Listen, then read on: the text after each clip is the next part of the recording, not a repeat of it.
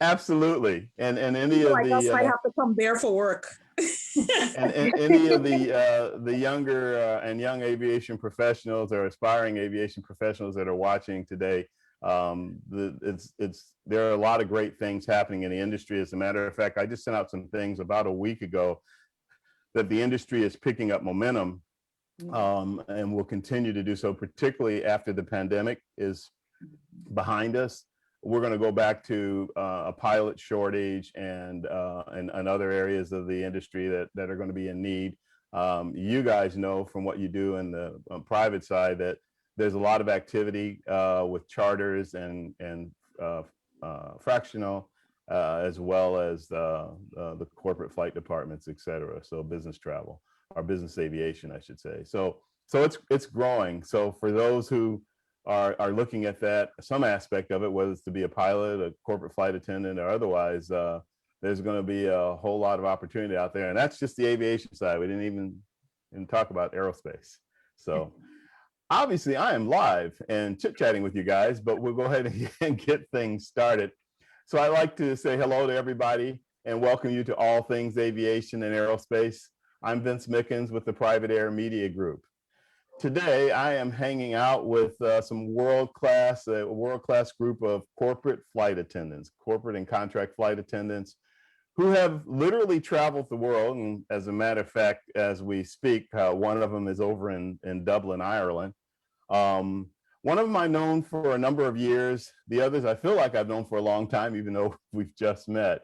So it's really great to have all of you on the show. And then there's a young lady that has joined us from Johannesburg, South Africa, and it's going to be really neat to hear what she's doing, what's going on in aviation down there, and her aspirations and her inspiration within aviation. So that's going to be a nice addition. We had another young lady that was going to be on, but actually she's a contract flight attendant, and she got called last night and said, be ready at 6 o'clock. No, be at the airport at 6 o'clock tomorrow morning. We got to go. And that's kind of the story of you guys' lives in a lot of ways, and we'll dive into that more deeply as we go along. So the funny thing about it is you hear about flight attendants for the commercial airlines, but you don't hear that much about corporate flight attendants. And one of the goals with the show today is to actually help everybody, enlighten everybody about or what the opportunities are in that aspect of the industry. And as I mentioned before, we've got some experienced professionals here that can tell you about it. And then we'll get a little contrast with the young lady from Johannesburg that can tell us a little bit about the commercial side that she's actually been doing for about 8 years. So let me go ahead and introduce everybody, and then we'll kind of get things started here. Tamara Collum. Tamara used to be a flight attendant on Air Force One. That's what I call supporting the VIPs of VIPs. She has logged over 7,500 hours on Air Force One. That's a lot of flight time, and a lot around the world. I don't know how many times. She can probably tell us that. Tamara rose to the distinguished rank of United States Air Force Master Sergeant before she retired. And she is now a contract corporate flight attendant when she wants to be. That's kind of how she deals with the retirement. She apparently just can't get enough of world travel, so she continues on doing it as a contract flight attendant. Tamara is also a certified international business and etiquette consultant, and she is certified in crew resource management, which she'll talk a little bit more about. I could tell you more about it, but then I'd have to add another hour or two to it for the show. So we'll just suffice it to say welcome back to the show, Tamara. We've had you on before. Thank you. It's great to have you. And then we have a bit of a live wire, Bonnie Husbands. Yes, you heard that correct. Her last name is Husbands. That's it. It's just her last name. It's just kind of unique.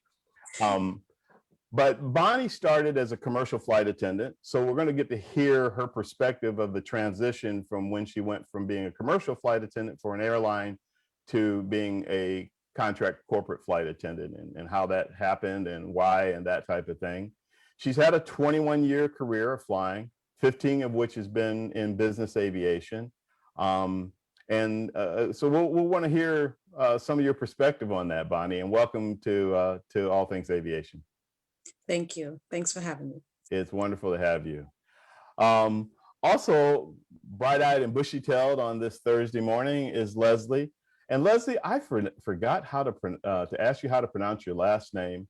Everybody that's been watching this show for the last 6 months knows that I can really fumble on people's names sometimes. Is it Revuelto? Revuelto. Revuelto. Should have asked you that before the show. Lesley Revuelto started her flight attendant career on an airline. Yep, wait for it, Pan Am. She's an original. Yes, Pan American World Airways. Lesley is now a contract corporate flight attendant who currently flies for a private family. Her father, by the way, was an air traffic controller in Honolulu, where she grew up, Honolulu, Hawaii. So we'll have to hear a little bit about that. I don't know, the palm trees and the beach and stuff. But welcome to the show, Lesley. Thank you for having me. Thank you. It's great to have you. As I mentioned to you earlier, Nia Moore, who is a contract corporate flight attendant, got called away on a trip, so she couldn't join us. But as I also mentioned, we have Zintle. Zintle, help me with your last name. Nxozana. Nxozana. Okay. Anyhow, she is all the way in Johannesburg, South Africa, and she is a commercial flight attendant for Airlink Airlines, and she'll tell us more about what that is. She's also a student pilot in the process of getting first her private license, and I think she wants to go all the way through. So we have a lot to talk with Zintle about, and welcome all the way from Johannesburg. Thank you. Thank you for having me. It's great to have you. And Bonnie, how's the weather in Dublin? It is gorgeous. It's almost 60 degrees Fahrenheit outside and sunny. Okay. So Well, it's rainy and stuff here, so never mind. 60 and sunny, Vince, remember? 60s? Yeah. Turnabout is fair play. Oh boy, yeah. Boy, I threw that one threw that right back at me. Okay. Fair enough. Turnabout is fair. Anyhow, listen, ladies, it's great to have you guys. And I'd like us to start out just talking about the lifestyle. What we really want to accomplish are a couple of things today. We want to give our viewers and listeners an idea of what the lifestyle of being a corporate flight attendant is about, and kind of contrast that a bit with commercial. But we want to just talk about what it would take and what it takes to be a corporate flight attendant and what you do. But how about we get started? Since Bonnie slammed me, we'll start with Bonnie, who I'm calling Bon Bon from now on. Yes. Bonnie, how about telling us a little bit about the lifestyle of what you do? I mean, you just did left on an airline yesterday to go to Dublin because you're doing a crew swap. So tell us about the lifestyle of being a corporate flight attendant. Yes, we just came in from Dublin yesterday. You know, it's a lifestyle I would not trade for anything in the world. You know, even though we came in on Dublin yesterday, I still had to be up early this morning and late last night preparing for the rest of our trip. It's just something, that rush that we live for, right? What does that mean? So for those who have never done anything like this, what does it mean to do a crew swap, and what kind of preparation do you actually do? So when you fly on a regular airline, the crew normally will have bunks to rest, right? On the longer trips, on the longer legs. In our instance, in corporate aviation, we airline over into the city, spend a couple of days, and that's part of our rest and, preparation.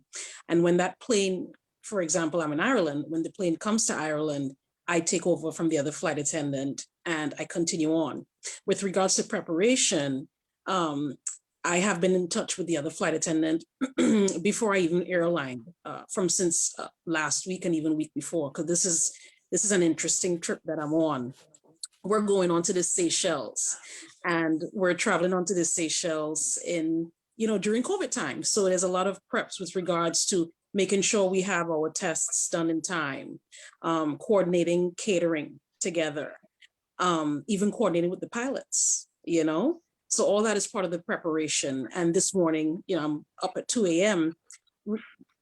talking with her, texting, email, because I'm coordinating now that it's coming down to the swap in a day from now. So it's definitely part of the prep. Yeah, so you have a combination of the challenges with it and the workload that you have, but also you're going to Seychelles. I mean, come on.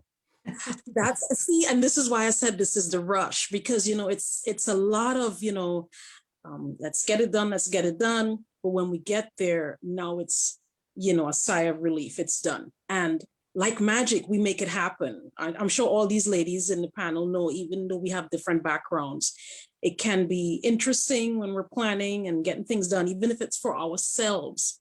But when it gets there, like when it comes down to it, we make it happen. We make it happen. We are magicians. Yeah. So let me shift a little bit, and I'll go to Lesley.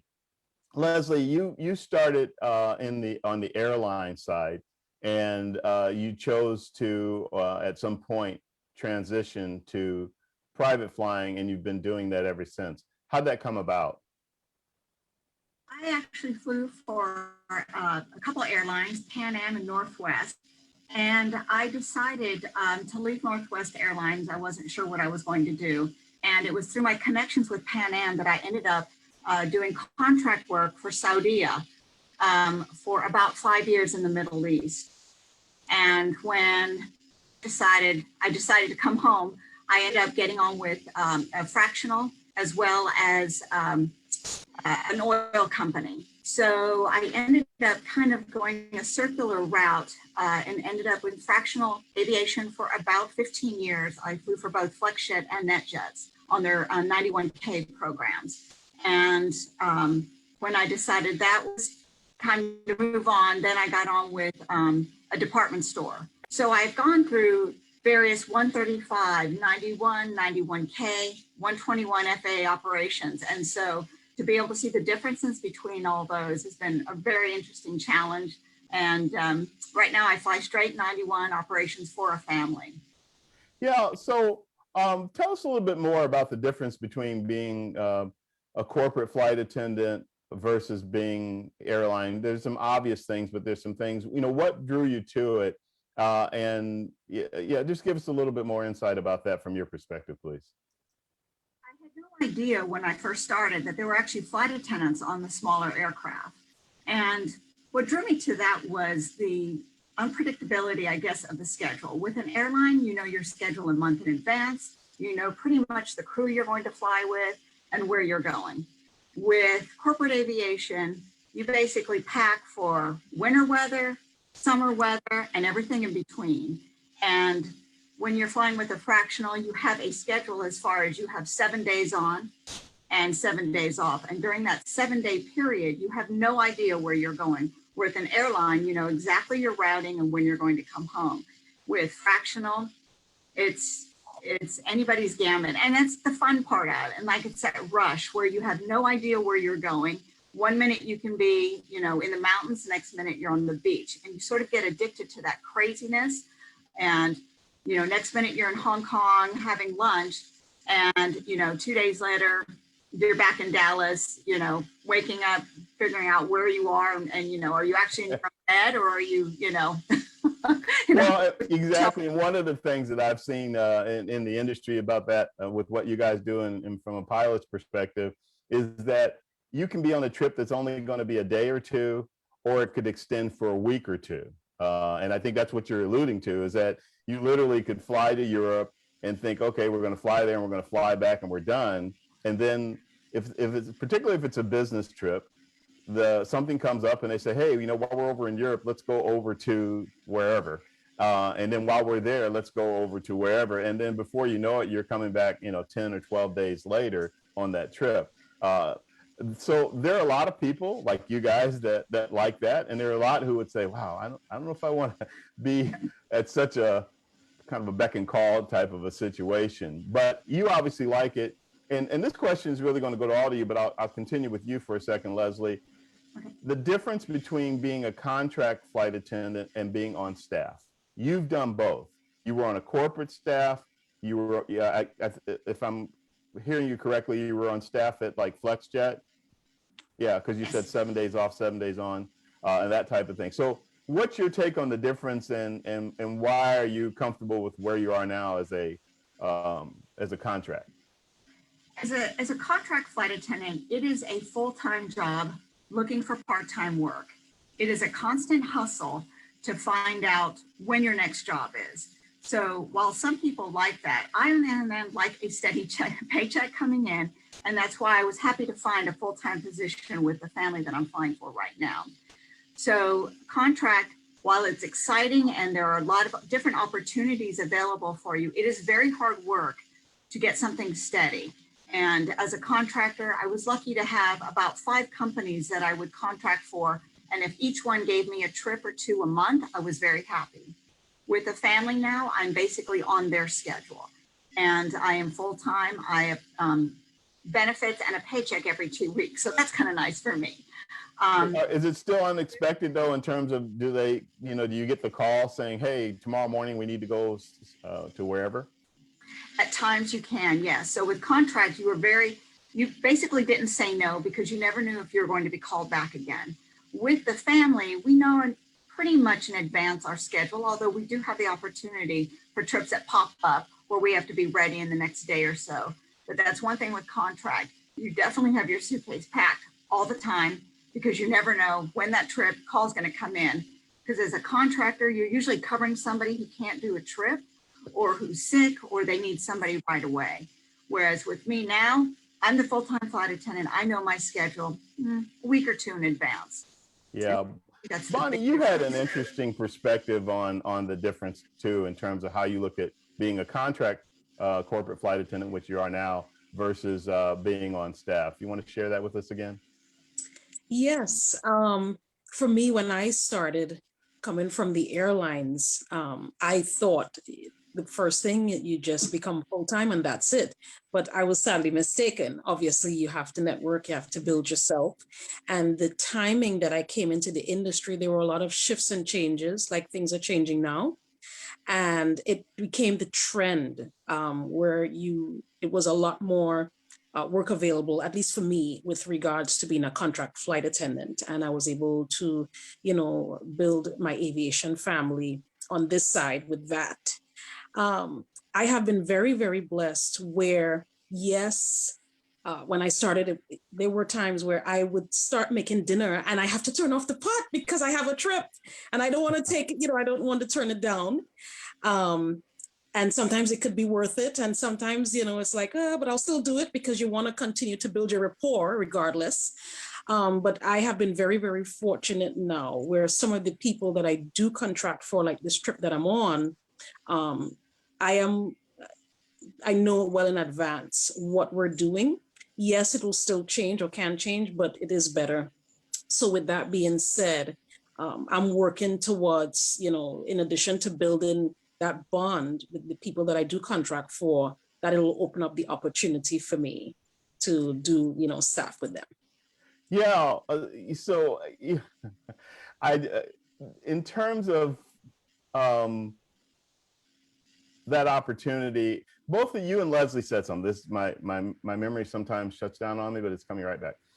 You and Lesley said something, you both said that you don't want to turn a trip down, particularly as a contract flight attendant. And it's, I would take that as, if you turn it down, then you risk not being called more frequently or again by a particular company. Is that basically what you guys are talking about? Yes. Yes. Straight up. Did you want to expound on that at all? Either one of you. You want to be known as being dependable and someone that they can rely on.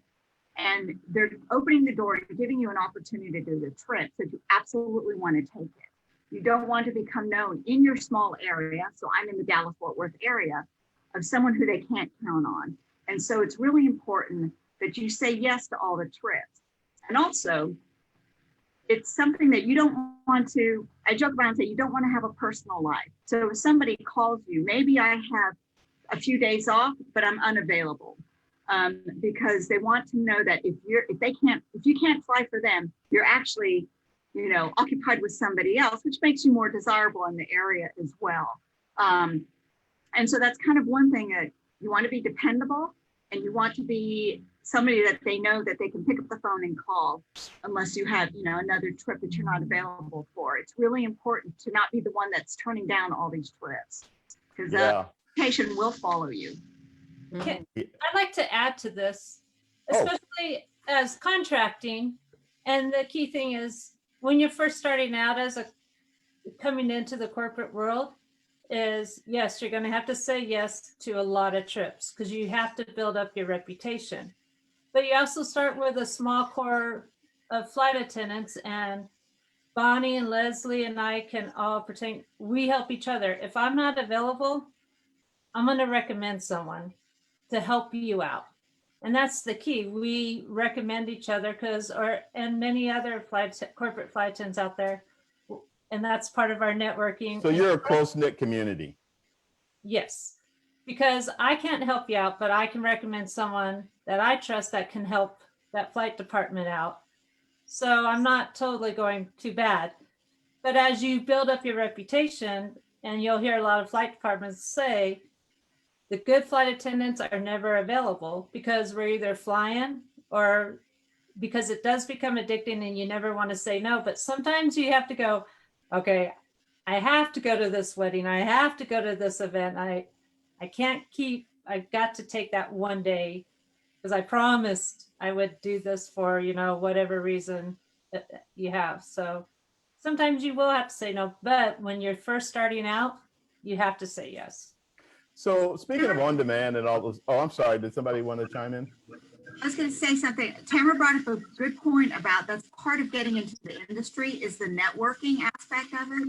And it's really important to build your core group of people that you get to know, whether it's your mentor or other flight attendants, because they are the ones that will help you further your career along. And it may not be something that happens right away. It may be a relationship.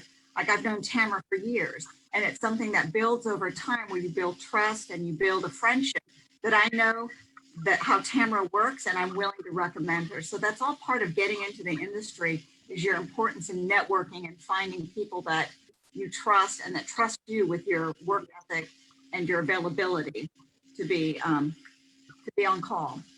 Oh, thank you for adding that in. I was just going to ask Tamara to tell us a little bit about the on-demand factors and as being when she was a flight attendant on Air Force One. That's one heck of a career and one heck of a demand in terms of they run a pretty strict. Well, you tell us about it in terms of how that came about and what you do.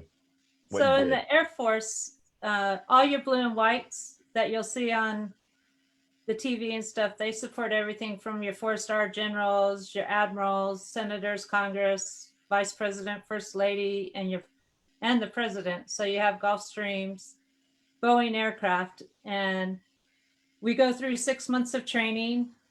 They cook, they shop, they create the menus. And when I first started, I'm like, I'm cooking for how many people? I just left college eating top ramen for years. So, and how many dishes do I wash? So I have anybody who, you're on your feet for 15-hour days, especially campaign season, those flight attendants, they're working hard. And you also have to know what they're pretty strict about the diet, so to speak, or what their preference is food-wise. So it's a lot of security. The reason everything's shopped for is security purposes, cost, because it's, tax money. Everyone has to kind of pay for their meals. So primarily for the security, we'll go self-contained when we go overseas. We don't shop on the road, minimal if we had to. We'd go through an embassy.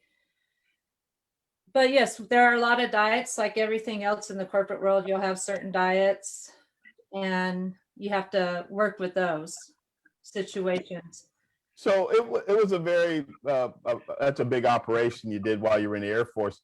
when you did that for so many years, I think 7,500 hours of flying all over the world with all kinds of different VIP, slant dignitaries, et cetera, and so forth, how did you transition from that to, after you retired, still wanting to be a contract flight attendant? How did that happen? Well, when I first wanted to get out at 10 years, I knew nothing about the corporate world. And none of my colleagues, pilots, nobody knew about the corporate world. And then 9/11 happened. I was like, well, I better not get out. So one door closes, 10 open, and I stayed and retired, which is the smartest thing I ever did. And I got involved with the NBAA, the Flight Attendant Committee, started winning scholarships and learning more. And it was all about networking and talking to people and learning everything from culinary to catering. And the toughest thing for anyone coming out of the military, because we're used to cooking on an aircraft, is transitioning to catering and not having control of my food, but always thinking out of the box because we love those challenges. So getting out, my transition was a little easier because I started networking 5 years in planning, but I'm not a person to sit behind a desk. So I'm like, I'm still addicted to traveling and flying. And Your desk is a rush. cabin. Yep, it's that rush that was like, oh, I still like the challenge. So I've been very fortunate and met a lot of people that helped me transition very easily. Yeah, Zintle, I haven't forgotten about you, but I want to answer a question of a viewer, which will actually transition nicely to you in a couple of minutes. But I want to direct this question to Tamara, Lesley, and Bonnie. So one of the viewers is asking, how do you determine, in terms of becoming a corporate flight attendant? So again, if you have had airline experience or not, and you just decide you're in school or you're just finishing school, things have been a little different the last year or so, and you're thinking about, I never thought about being a corporate flight attendant. So what type of recommendations do you have for two things? This is what the viewer is asking. One has, in terms of choosing the training that you need and where you do that training, and the other is finding a mentor, somebody, and I know this speaks to your heart, Tamara, but finding a mentor to kind of guide you through the career of becoming a corporate flight attendant. And Tamara, since we're on you, I'll start with you first. Well, I won't ever say all training is good training. Even the bad training, I won't say you'll always learn something, but you want to take the training that flight departments recognize as valuable that they use. So it has to be recognized through all flight departments, NBAA, and FAA. So with that, so do your research and then ask your questions like you are here. So your major training companies out there, call Jet Aviation, call your in-flight crew connections, ask them what they're accepting. And Solaris, all the— You'll find out what they're recognizing, so that you get the kind of training. But there are some that are kind of known out there. I know Da Vinci's one. I know that flight safety is known for their safety training. I don't know if there's somebody for if you want to get your private chef certification or things like that. Can you enlighten us about that a bit? Yeah. So you're going to need your emergency training. That's an FAA requirement. Yeah. Well, not technically, but to be signed up with any of the management companies like Jet Aviation, Jet Professionals, or anything like that, you're going to be required to have that. And are you talking first aid, like how to CPR and how to use a defibrillator and things like that? Yes. Okay. Those are going to be your requirements. Anything in additional, and it's the key to setting yourself apart.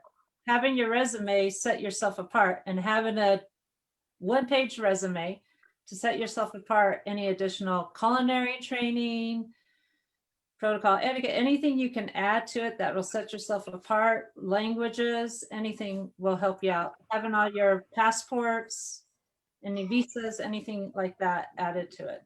Sure. Bonnie, you work for Jet Professionals and Jet Aviation. So can you share some of your insight about that in terms of requirements and if you did any kind of training of that nature? Yes, I definitely did a lot of training. How much? When I I'm just a, kidding. a lot times many.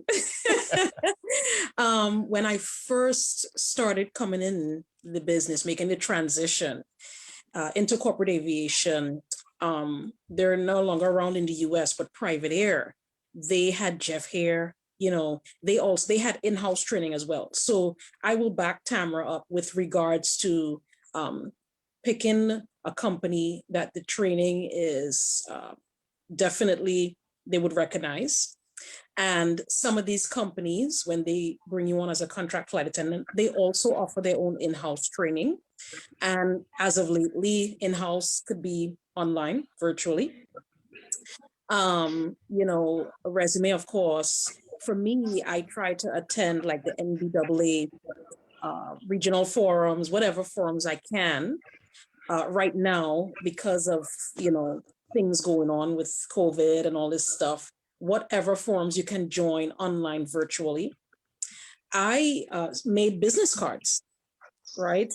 So when I met people, or sometimes if I go to meet people, yes, I'll have my resume, but I always have my business card because unlike the airlines, I didn't have to walk with a business card to hand out to people and all this kind of stuff. So definitely that training is very important. Culinary training is also important as well to add on top of that. All of it. You could never have too much. It just makes you better all around. It makes you more marketable.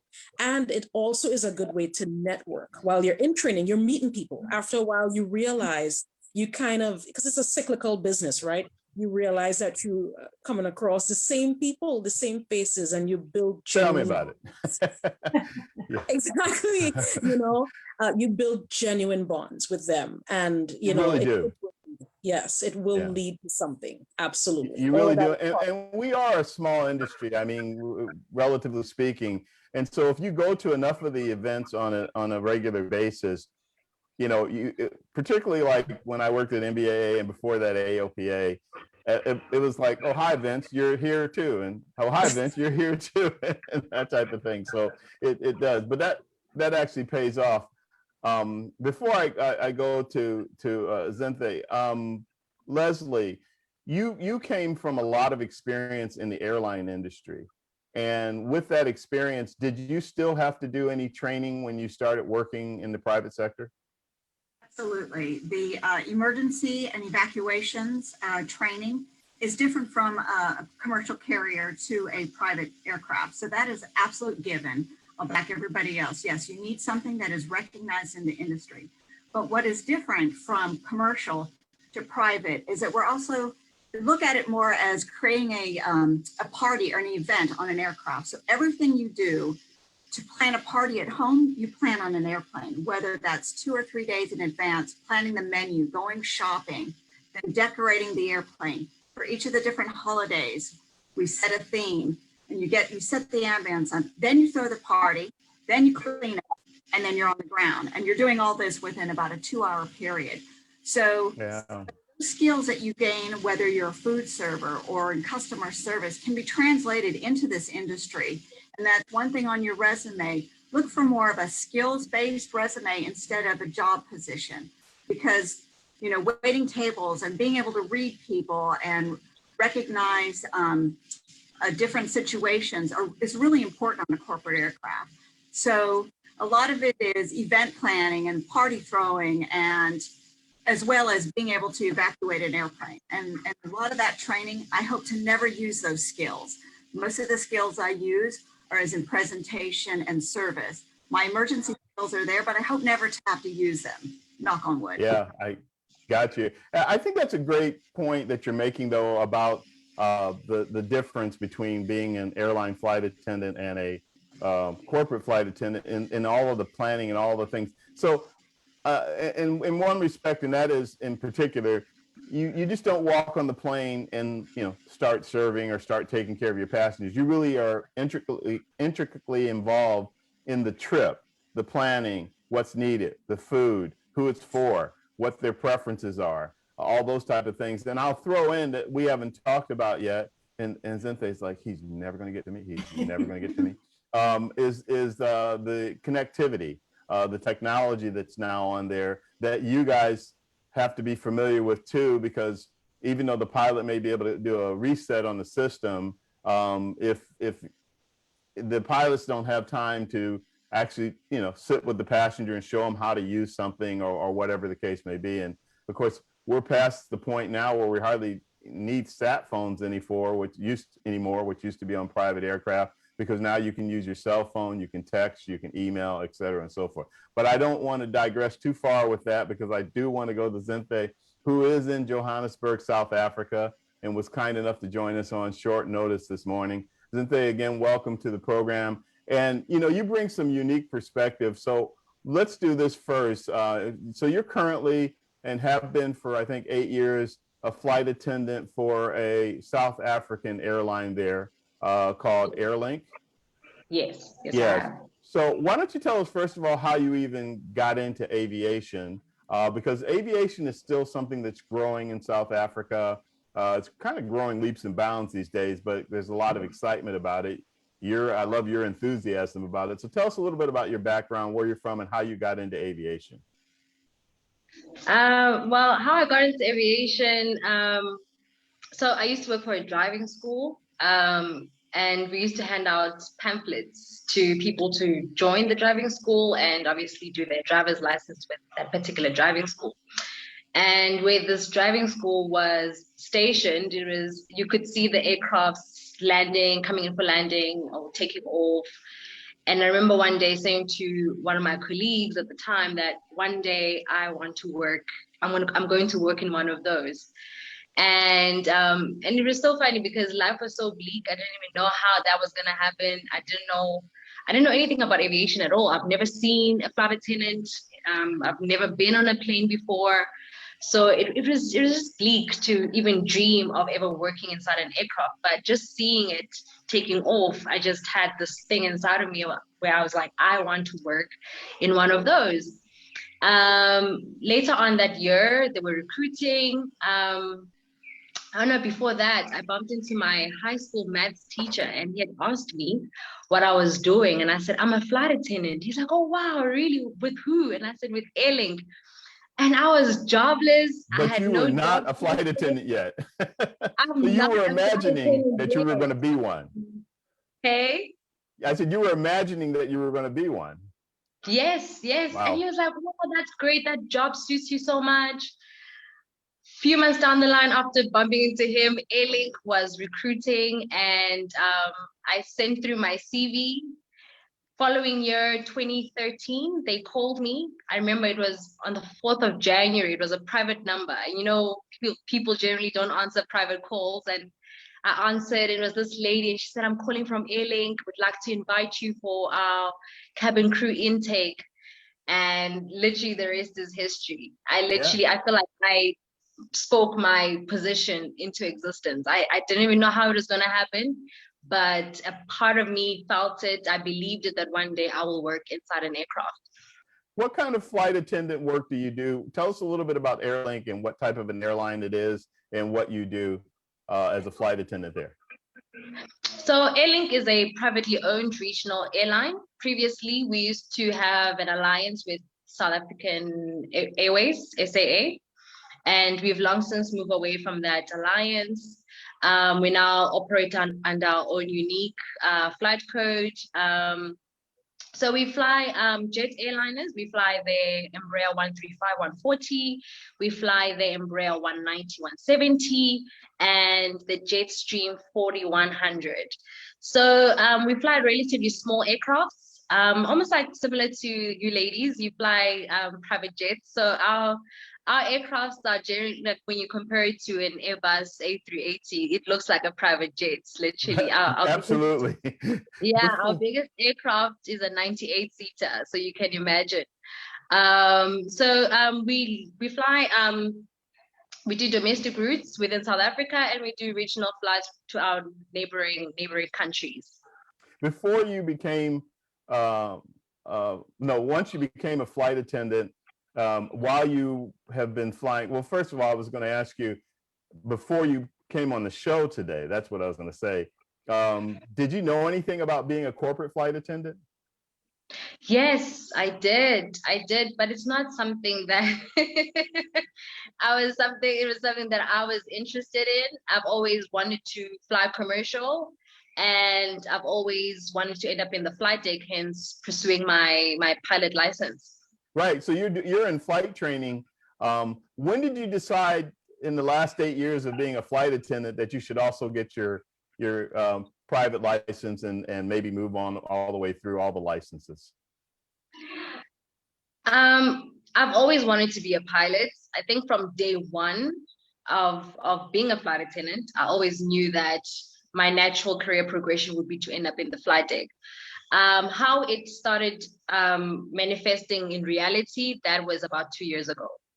Okay. And do you think it's helped you, or it's been helpful for you to work as a flight attendant prior to when you may eventually one day, or will eventually one day, become a professional pilot? Absolutely. Being a flight attendant is something I'll definitely never trade for anything. It builds character, it builds resilience, it builds situational awareness, it builds great people skills, really. Honestly, being a flight attendant is the most fulfilling job anybody could ever do. It builds character. In terms of what it equips you, in terms of what happens in the flight deck, I wouldn't really say it being a flight attendant prepares you greatly for that, but it's nice. It's nice. Yeah, as you said, situational awareness, et cetera, in the cabin. You know, and talking about the relationship with the pilots and that type of thing, Tamara, we've had a couple of discussions about that. I'm sure all three of you, all four of you, but I'm really speaking to the three of you that have been doing this for a very long time in the private sector. Starting with you, Tamara, you brought up that it was very important, the relationship that you have with the pilots and how that can affect a flight and what you do in terms of supporting your passengers. Oh, yes. We were talking, and a lot of times it's confidence. You know, walking on board that aircraft, if you don't come in with confidence, you know, a lot of times some pilots aren't used to flying with flight attendants. So we do everything. But if you walk in with confidence, showing them, I know what I'm doing, they're going to have faith in you and they're going to communicate better with you. But you also have to communicate with them too on all aspects of the flight, because we are the face. When that door closes, they don't know what's going on back there. We are that face, and we've got to let them know, hey, this is what's going on back here. And if we're smiling, passengers are smiling. If we're in a bad mood, everyone's in a bad mood, and that includes the pilots. So yeah. They're being Yeah, one of the things you pointed out too is, and I think some of this probably comes from your Air Force background on Air Force One. You say that when you come, you have to be, you know, dressed and ready and looking like you know what you're doing and that you're going to take good care of this flight. And that also instills confidence in the pilots when they see a flight attendant approaching like that, even approaching to come on board and start the process. Did you want to add to that at all? Yes. Well, it's the conversations we have, you know, when they say, you know, crew bus is at 1400, 2 p.m. doesn't mean you show up at 2 p.m. You show up 15 minutes earlier. It's always being prepared, and your shoes are shined, you're ready to go, bags are packed. It's that professionalism that you always are ready to, you always assess will make you go further in this career field. Sure. Bonnie, can you share your perspective in terms of the flight attendant's relationship with the pilots and how that translates to what you do in the cabin? It's really a camaraderie, a genuine camaraderie. It's a synergy. You know, it makes a big difference. When I was having dinner with my guys last night, you know, my captain said to me, Bonnie, I just love to work with you. I don't have to worry about anything. He said, I know you have it back there. So, again, just, to kind of reiterate what Tamara just touched on, because they are concerned about us and what we have to do, but they're also very, very busy getting things together on their end. So we really have to be prepared all around. Yeah. We have to be self-starters, and just get it done. And still make it fun, but we are family. It is an aviation family.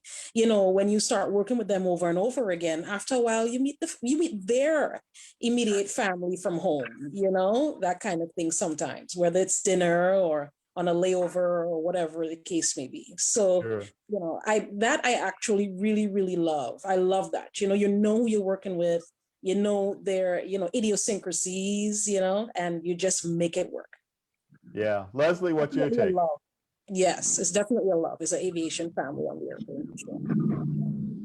Definitely work together. When you work together with people for long periods of time, you definitely know the ebb and flow of the relationships as far as, I call it a dance, especially as you're getting ready for an airplane. You know which way to move and to get out of each other's way. And that's something that develops over time. But also having a crew that is open to flight attendant input. I'm with a relatively new crew to aircraft. I have been on Gulfstreams for about 15 years. My pilots have been on Gulfstreams for about 2. And the fact that they're very open to my input as far as smells, sounds in the back of the airplane. I'm the one who hear that. Being up forward, they don't hear that in the flight deck. And the fact that they are open to my comments or when I make a suggestion, having crew that is open to that and recognizing that, while yes, I'm a flight attendant, I have much more experience in the back of a airplane than they are. And that's really important to have that go both ways and for them to be open and respect your opinions and your experience.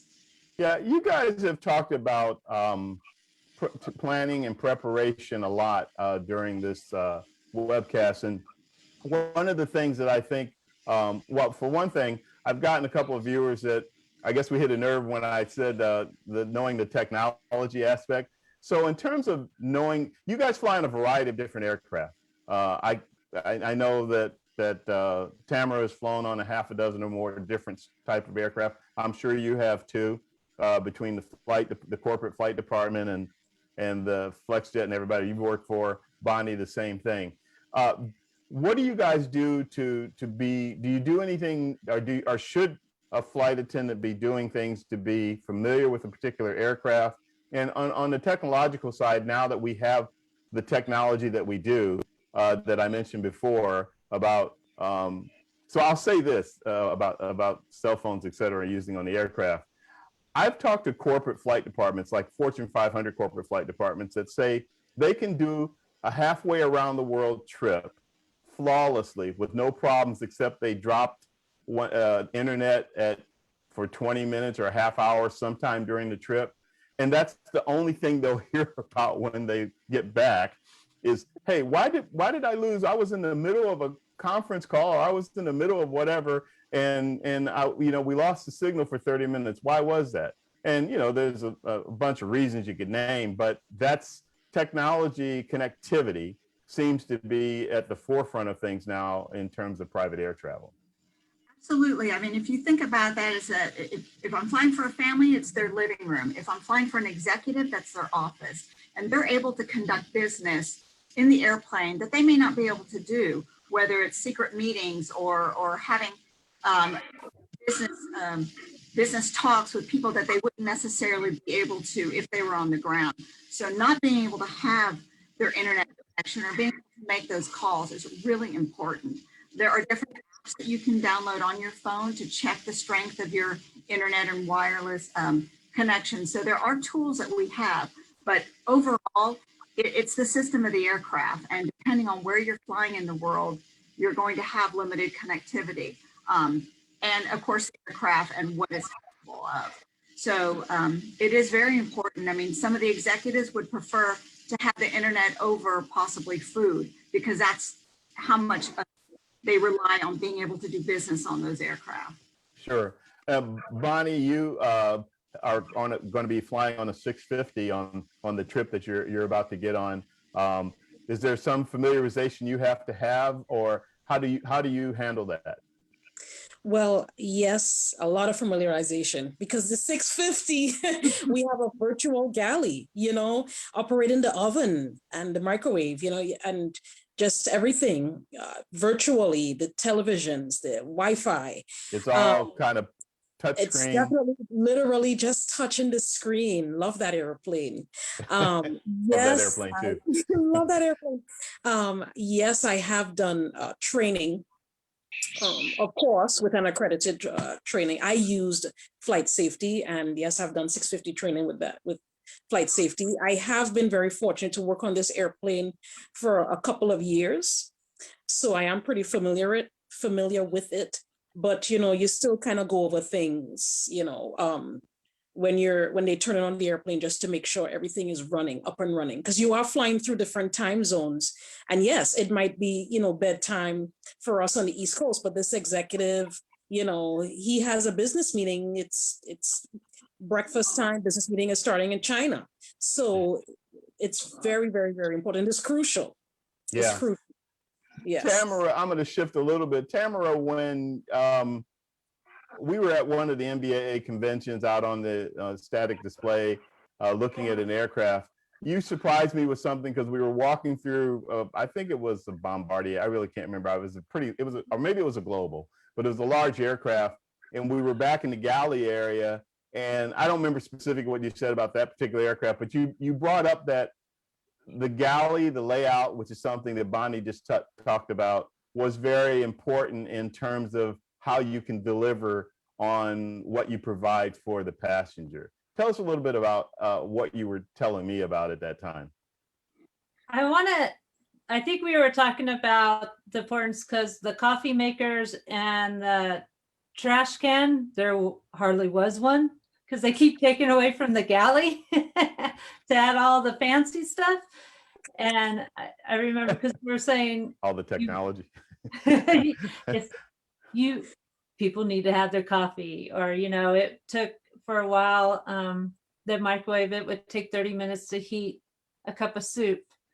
The little things that we look for or how do we maneuver around to make sure our passengers, or even our crew, because we still want to take care of our pilots, because they still got to land and take off, and they're part of our team. We're all a team, to make sure they get the meals they need or coffee they need. But it was the setup. You're on an 8-hour trip and you don't have a trash can. What do we do with our trash? We don't want to walk through the aisle with it, or we don't have a coffee maker. How are we what are our options? Or forward So you galley. kind of look at that ahead of what you're dealing with, so that you can make the adjustment to still provide the quality of service that you want to provide as a corporate flight attendant. And many times the flight attendant doesn't have a voice. And it's the engineers and the owners or the salesperson who are making all the decisions without taking in. Oh, you mean when they're actually building the aircraft or building the interior? Right. Gotcha. And they're not thinking user friendly or what works best on the aircraft with turbulence. Got you. We are running out of time. We only have about 5 minutes or so left. And I wanted to, as we wrap up, and I'll start with you, Zintle, you said something very interesting to me pre-show when we were talking earlier this morning, that you believe in mentoring and inspiring. You think it's very important. You know what you went through to get where you currently are and where you're going.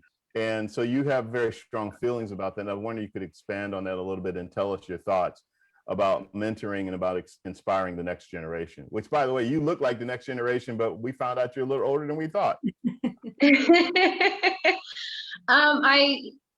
Paying it forward to the next girl child, boy child is something that is very close to my heart.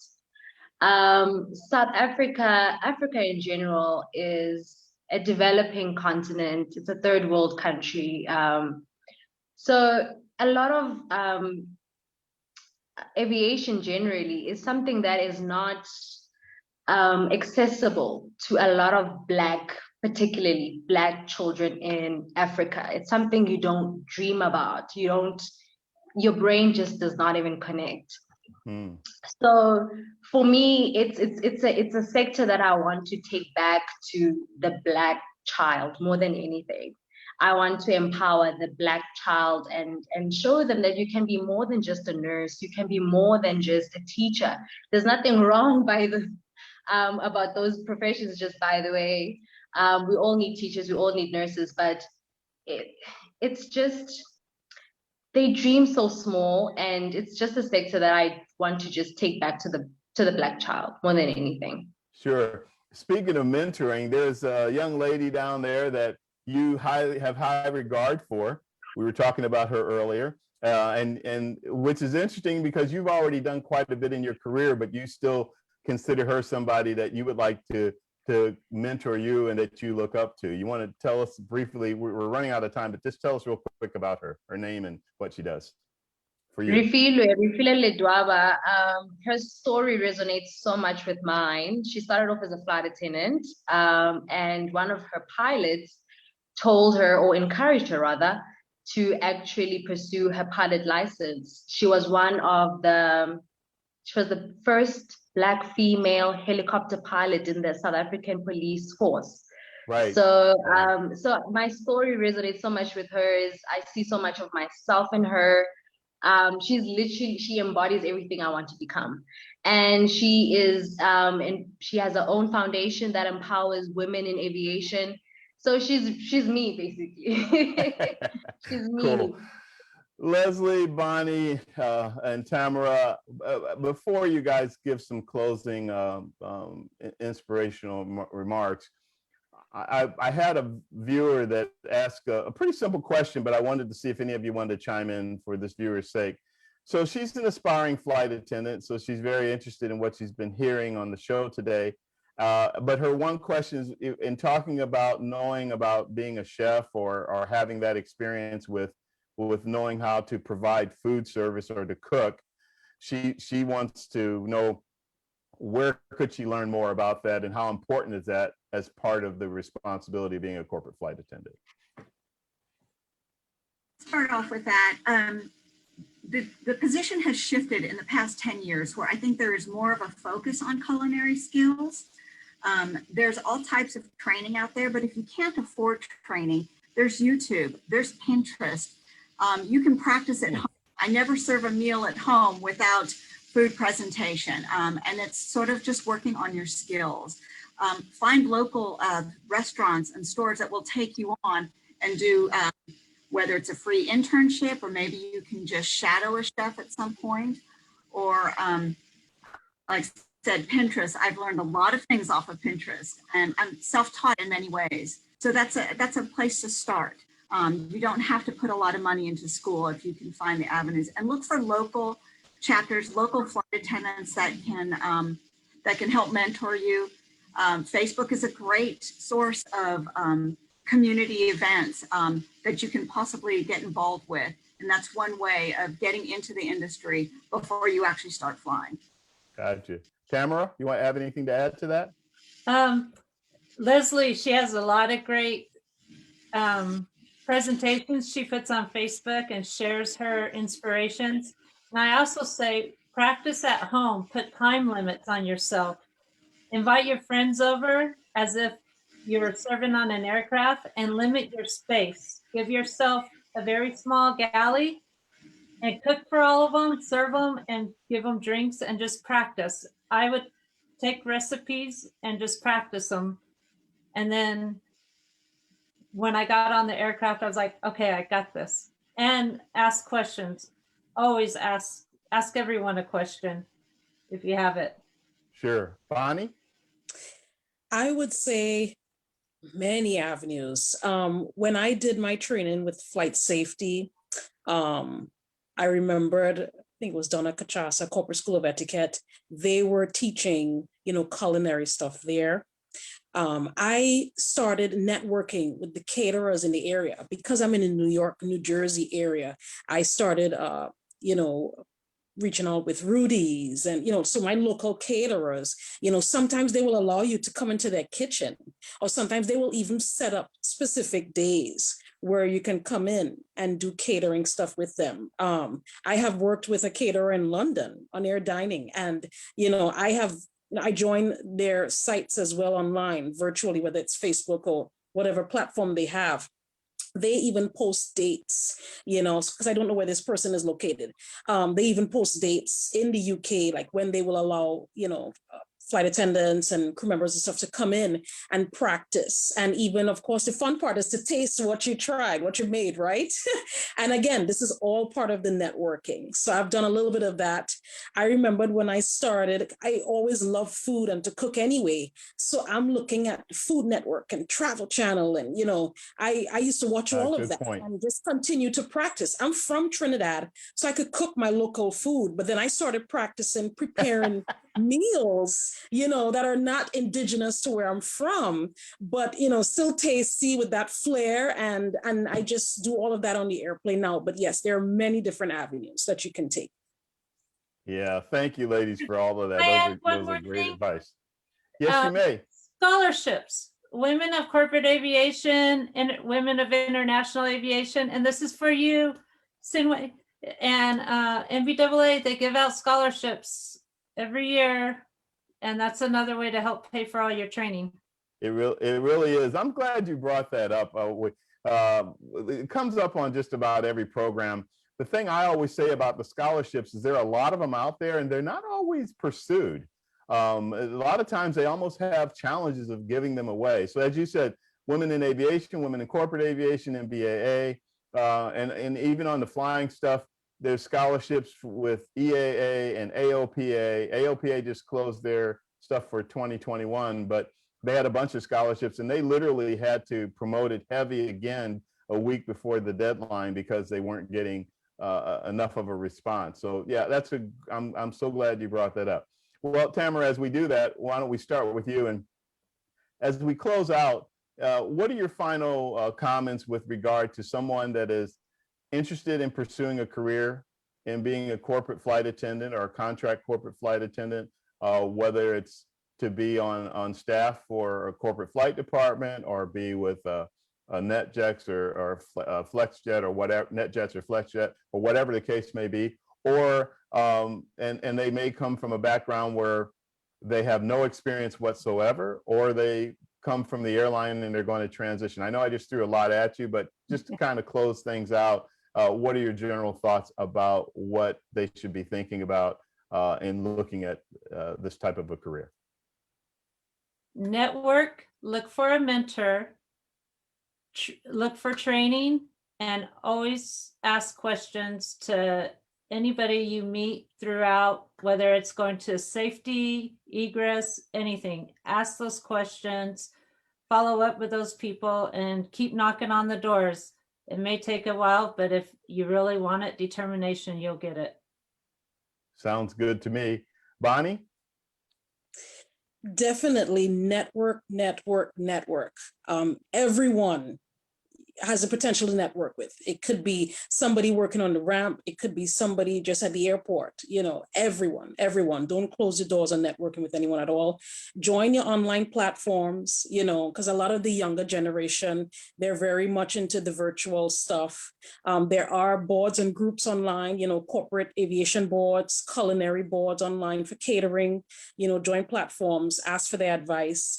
I'm going to use NBAA, but as an example, when they have their forums again, attend them as best as you can and continue to push yourself. And yes, you can have one mentor, but look at everyone as a mentor, because it's a learning lesson with everyone. And it's an experience you cannot trade for anything in the world. And have fun while doing it. Have fun and have patience. It will pay off. Yeah, that's great. Leslie, how about you? Besides finding a mentor, I would say go to an airport, hang out at the FBO, go talk to, the customer service representatives. Don't be afraid to walk up to somebody and ask them what they do. You'll see a lot of pilots and flight attendants hanging around a Millionaire or a Signature Flight Support, and walk up and talk to them. introduce yourselves and let them know. And if they are passionate about what they do, they will be passionate to talk to you and to bring you into this industry that we all love so much. Great. So Zintle, are you ready to transition from being a commercial flight attendant to a corporate flight attendant? No, no, thank you. Oh, man. No, that's okay. You have another track that I think is going to be a great one. I expect to see you sitting first right and then left seat, maybe for the same airline. And since you have this way of having a vision and saying, this is what I'm going to be, and then it happens, I need to say no more. Seriously, wish you the best of luck. Ladies, thank all of you for being on the program this morning and giving some insight and perspective to become a corporate flight attendant and all the things that go with it. I hope it's helpful to our viewers and listeners, but it definitely, even for somebody like me who's been flying a long time and been in the industry a long time, I still learned some things today. So I really appreciate you guys being here. Bonnie in Dublin, have a safe flight on the 650. Jealous. Love that airplane. Anyhow, and Tamara, have fun. Tamara's probably going boating. Oh no, that's right. You say you got to go back up and go flying again at the end of the week or whatever, or beginning of next week. So have fun with that. Lesley, it's been a pleasure. Miss Original Pan American Airways, which is pretty cool. And Bonnie, you know, TWA from my hometown, St. Louis, even though you flew it out of JFK and that type of thing. Yes. It's great to have you guys on board. Zintle, seriously, sorry for butchering your name, but best of luck to you with your career. Thank you. And so glad that you could join us all the way from Johannesburg today. No, thank you. Thank you for having me as well. Absolutely. Ladies, you guys all take care, fly safe, stay healthy. Again, it's a pleasure to have you guys on all things aviation and aerospace. My name is Vince Mickens with the Private Air Media Group. And boy, what a great show we had today. Thank you, everybody. Take care. Talk to you soon. Travels. Thank you, Bye. Vince. Thank you.